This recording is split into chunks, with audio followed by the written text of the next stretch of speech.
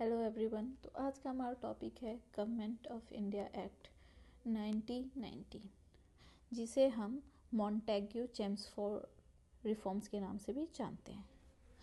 British parliament के द्वारा पास किया गया ये लॉ जो है इसलिए लाया गया था ताकि जो इंडिया में जो सेल्फ रूल का डिमांड बहुत तेज़ी से बढ़ रहा था उसको बैलेंस करने के लिए ये एक इम्पॉर्टेंट मूव था टुवर्ड्स कॉन्स्टिट्यूशनल रिफॉर्म। साथ ही हम देखते हैं कि जो ये धीरे धीरे जो है इसमें पावर को शिफ्ट किया जा रहा था from British to the Indians. इसे जो है ड्राफ्ट किया गया था एडविन मॉन्टेग्यू के द्वारा, जो कि तभी का सेक्रेटरी ऑफ स्टेट था फॉर इंडिया, और जो लॉर्ड चेम्सफोर्ड थे वो इंडिया के उस टाइम के जो है वॉइसरॉय थे। बैकग्राउंड की बात करें तो जो पहला पॉइंट है कि इस लॉ के लाने के पीछे का मेन वजह क्या था, एक तो ये था कि बहुत ही तेज़ी से जो है नेशनलिस्ट मूवमेंट बढ़ रही थी। अगर अर्ली 20th सेंचुरी में देखें तो इंडियन नेशनल कांग्रेस और मुस्लिम लीग जो है सेल्फ गवर्नमेंट और इंडियन पार्टिसिपेशन का जो है डिमांड कर रहे थे, बढ़ रहा था। ये तो पहला कारण हो गया। दूसरा कारण ये है कि फर्स्ट वर्ल्ड वॉर का जो है वो इम्पैक्ट क्या था कि जो फर्स्ट वर्ल्ड वॉर हो रहा था उसमें ब्रिटेन को इंडिया सपोर्ट कर रहा था, मैन पावर दे रहा था, साथ ही रिसोर्सेज भी दे रहे थे। इसके रिटर्न में इंडियन का बस इतना ही इच्छा था, एक्सपेक्टेशन था कि जो उनको ना पॉलिटिकल रियायत मिले। तीसरा ये था कि इकोनॉमिक हार्डशिप और वॉर लॉसेस। होता क्या है कि फर्स्ट वर्ल्ड वॉर के बाद जो है वॉर का इम्पैक्ट ये पड़ता है कि इन्फ्लेशन बढ़ता है, साथ में पॉवर्टी बढ़ती है, और साथ में है कि इस वॉर के दौरान बहुत ही ज़्यादा जो सोल्जर थे वो मरते हैं, घायल होते हैं, ठीक है, जिसकी वजह से कि पब्लिक एंगर जो है वो काफ़ी इंक्रीज होने लगता है। चौथा पॉइंट ये है कि ब्रिटिश पॉलिसी जितनी थी जैसे कि वो काफ़ी रिप्रेसिव नेचर का होता है। जैसे कि देख लेते हैं रॉलेट एक्ट 1919, जो कि बिना ट्रायल के डिटेंशन को अलाउ करता है, और इस वजह से क्या है कि नेशनलिस्ट मूवमेंट को जो है और ये ज़्यादा इंटेंसिफाई कर देता है। इसके बाद ये सब होने के बाद क्या होता है, मॉन्टेग्यू डिक्लेरेशन 1917 में आती है। एडविन मॉन्टेग्यू जो है वो प्रॉमिस करते हैं कि जो सेल्फ गवर्निंग इंस्टीट्यूशन है उसका जो है ग्रेजुअल डेवलपमेंट स्टार्ट होगा, और ब्रिटिश पॉलिसी जो है उसमें भी चेंज लाया जाएगा। इसके बाद मॉन्टेग्यू चेम्सफोर्ड रिपोर्ट आता है 1918 में, जिसे बनाता है मॉन्टेग्यू और वाइसरॉय लॉर्ड चेम्सफोर्ड। ये सजेस्ट करता है कि कॉन्स्टिट्यूशनल रिफॉर्म लानी चाहिए ताकि जो है ये जो अनरेस्ट बढ़ रहा होता है उसे कम किया जा सके। और इसके बाद जो है गवर्नमेंट ऑफ इंडिया एक्ट 1919 में जो है लाया जाता है, जो Montagu and viceroy Lord Chelmsford जो है जो रिपोर्ट देते हैं उसके बेस पे जो है इस एक्ट को पास करवाया जाता है, और ये एक्ट जो है इम्प्लीमेंट किया जाता है 1921 में, जिसमें इंट्रोड्यूस किया जाता है लिमिटेड सेल्फ रूल। अब इसके की प्रोविजंस को देखते हैं तो पहला आता है प्रोविंशियल गवर्नमेंट। प्रोविंशियल गवर्नमेंट में क्या है कि डायरकी को इंट्रोड्यूस किया जाता है। डायरकी को इंट्रोड्यूस किया जाता है बट किस पे, तो प्रोविंशियल लेवल पे, सेंट्रल लेवल पे नहीं। तो ये जो डायरकी है ये बेसिकली क्या था कि पावर्स को डिवाइड करता था between British official and Indian ministers. इसका मेन एम क्या था कि इंडियंस को जो है लिमिटेड रिस्पॉन्सिबिलिटी दी जाएगी, जबकि रियल पावर जो है अभी भी ब्रिटिशर्स के ही पास रहेंगी। अब जो ये पावर्स को दो पार्ट में डिवाइड किया गया है उसमें पहला आता है ट्रांसफर्ड सब्जेक्ट और दूसरा आता है रिजर्व्ड सब्जेक्ट। अब ट्रांसफर्ड सब्जेक्ट की बात करें तो इसमें जो मोस्ट इम्पॉर्टेंट सब्जेक्ट था वो था education, public health, agriculture, local self government. ये जो है इंडियन मिनिस्टर्स के द्वारा मैनेज किए जाते थे, और जो कि जो लेजिस्लेटिव काउंसिल था वो इसके लिए, इन सारे सब्जेक्ट के लिए रिस्पॉन्सिबल था।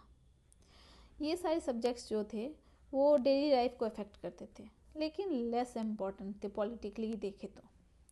रिजर्व सब्जेक्ट की बात करें जिसमें कि फाइनेंस आता है, पुलिस आता है, land revenue, law and order, ये सारे जो है कंट्रोल किए जा रहे थे ब्रिटिश गवर्नर और एग्जीक्यूटिव काउंसिल्स के द्वारा। गवर्नर के पास जो है वीटो पावर होता है डिसीजन, और साथ ही उसके पास ये पावर रहता है कि वो ऑर्डिनेंस इशू कर सकते हैं। अब देखते हैं प्रोविंशियल लेजिस्लेचर की बात करें। प्रोविंशियल लेजिस्लेटिव काउंसिल को बढ़ाया गया। इसमें जो है 70% मेंबर्स को इलेक्ट किया गया, लेकिन 30% मेंबर जो थे वो इलेक्ट नहीं किया गया, वो नॉमिनेटेड थे। इसके साथ ही इसमें इम्पॉर्टेंट पॉइंट ये है कि विमेन जो है उसको ना वोटिंग राइट्स दी गई फर्स्ट टाइम, तो ये एक इम्पॉर्टेंट पॉइंट बन जाता है।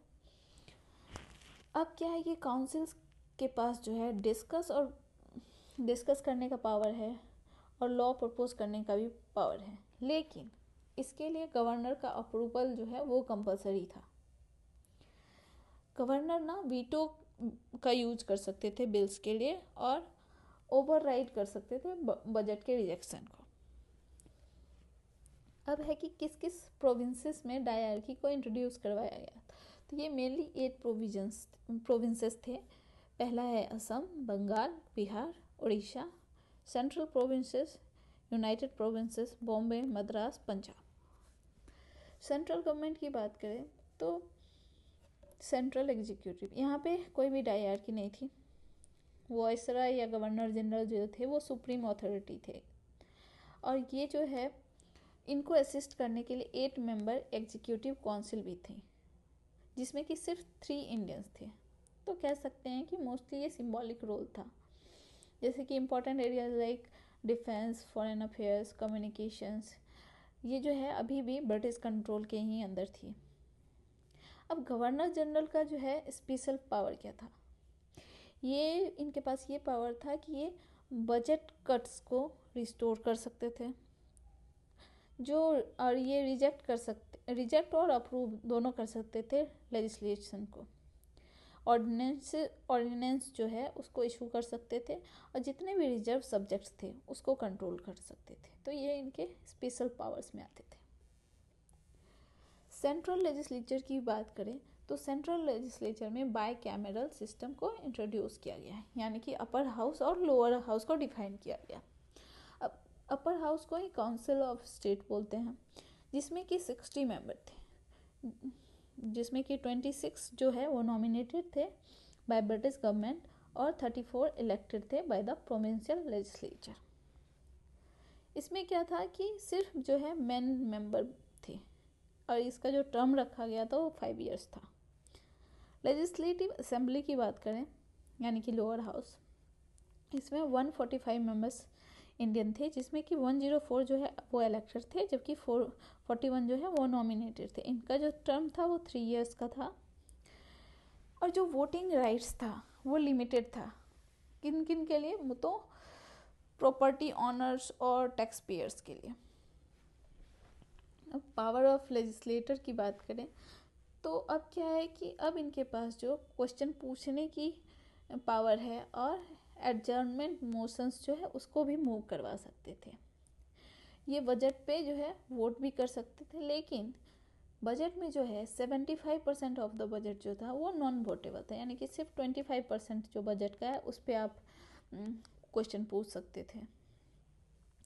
Secretary of state for India, पहले क्या था कि जो इनका secretary of state for India था वो जो है सैलरी इंडियन खजाने से जाता था, लेकिन अब क्या किया गया कि अब ब्रिटिश एक्सचेकर को दे दिया गया, यानी कि ब्रिटिश के खजाने से उनका सैलरी, सेक्रेटरी ऑफ स्टेट का सैलरी जाएगा, इंडियन रेवेन्यू से नहीं जाएगा। हाई कमिश्नर फॉर इंडिया देखे तो एक जो है नया पोजीशन क्रिएट किया गया, हाई कमिश्नर फॉर इंडिया। ये जो है अपॉइंटमेंट जो है इसका लंदन में होता था। इसका रोल क्या था मेन, तो ये रिप्रेजेंट करता था इंडियन इंटरेस्ट को और मैनेज करता था रिलेशन विथ ब्रिटेन। अब हम देखेंगे कि drawbacks of government of India act क्या है। पहला आता है लिमिटेड इलेक्टोरेट, मतलब वोटिंग राइट्स जो दी गई वो कुछ ही स्मॉल प्रिविलेज सेक्शन को दिया गया है, जैसे कि प्रॉपर्टी ओनर्स और टैक्स पेयर्स को, यानी कि कॉमन पीपल के पास जो है कोई रियल पॉलिटिकल पार्टिसिपेशन नहीं था। अब इलेक्टोरल सिस्टम जो था उसमें भी कमियां थी, क्योंकि जो सेपरेट इलेक्टोरेट्स था जो मुस्लिम के लिए अलग बनाया गया था 1909 में, वो अभी भी कंटिन्यू थी और ये और ज़्यादा इनकरेज करता है कम्युनलिज्म को। ये दिखाता है कि इंस्टेड ऑफ यूनिटी ये ना इंडियंस और रिलीजियस लाइंस को डिवाइड करता है। साथ ही अनइक्वल सीट एलोकेशन होता है। अब जो सेंट्रल लेजिस्लेचर में जो सीट्स अलॉट होते हैं वो होते हैं बेस्ड ऑन ब्रिटिश इंटरेस्ट, ना कि पॉपुलेशन बेस्ड। जैसे कि provinces like Punjab and Bombay को प्रेफरेंस मिलता है। अब देखते हैं ब्रिटिश जो है कंट्रोल करता है जैसे कि मेन सब्जेक्ट्स को, जैसे कि डिफेंस हो गया, फॉरेन अफेयर्स एंड फाइनेंस। जो मेन इम्पॉर्टेंट होता है सब्जेक्ट वो अभी ब्रिटिश के कंट्रोल में होता है। वायसराय के पास वीटो लॉज होते हैं और वो ऑर्डिनेंस को इशू कर सकते थे। तो ये सारी चीज़ें ये दिखाती है कि ब्रिटिश सुपरमेसी जो है अभी भी उतनी ही ज़्यादा है। इसके साथ ही लेजिस्लेटिव पावर भी वीक होती है। कैसे, तो सेंट्रल लेजिस्लेचर की जो है उसका जो है वायसराय और उसके काउंसिल पे कोई कंट्रोल नहीं होता है। प्रोविंशियल मिनिस्टर जो है उसके पास फाइनेंस और ब्यूरोक्रेसी से रिलेटेड कोई ऑथोरिटी पावर नहीं होती है। गवर्नर्स के पास पावर्स होती है कि वो डिसीजंस को जो है ओवरराइड कर सकते हैं और इंडियन मिनिस्टर्स को पावरलेस कर देते हैं। ये उस गवर्नर्स का ये पावर्स जो है इंडियन मिनिस्टर के पावर को पावरलेस कर देता है। साथ ही फेल्योर ऑफ डायरकी भी है। ये जो डिवीज़न होता है बिटवीन ट्रांसफर्ड और रिजर्व सब्जेक्ट में, इस वजह से क्या होता है, कन्फ्यूजन और कन्फ्लिक्ट जो है दोनों उत्पन्न होता है। इंडियन मिनिस्टर को ब्लेम किया जाता है for failures without having real power. Conclusion में हम यही देखते हैं कि ये जो गवर्नमेंट ऑफ इंडिया एक्ट 1919 है वो जो है लिमिटेड पॉलिटिकल राइट्स देता है इंडियंस को, लेकिन जो है रियल पावर जो है अभी भी ब्रिटिश के पास ही रहता है। कह सकते हैं कि ये एक वीक डायरकी सिस्टम था जो सिर्फ प्रोविंशियल लेवल पे था और साथ ही रिस्ट्रिक्टेड वोटिंग राइट्स भी था इसमें। और वायसराय का जो है काफ़ी ज़्यादा स्ट्रॉन्ग कंट्रोल होता है, जिसकी वजह से क्या नेशनलिस्ट को काफ़ी डिसअपॉइंटमेंट होती है और जो सेल्फ गवर्नमेंट का डिमांड था उसको भी पूरा करने से ये जो गवर्नमेंट ऑफ इंडिया एक्ट 1919 है वो फेल कर जाती है।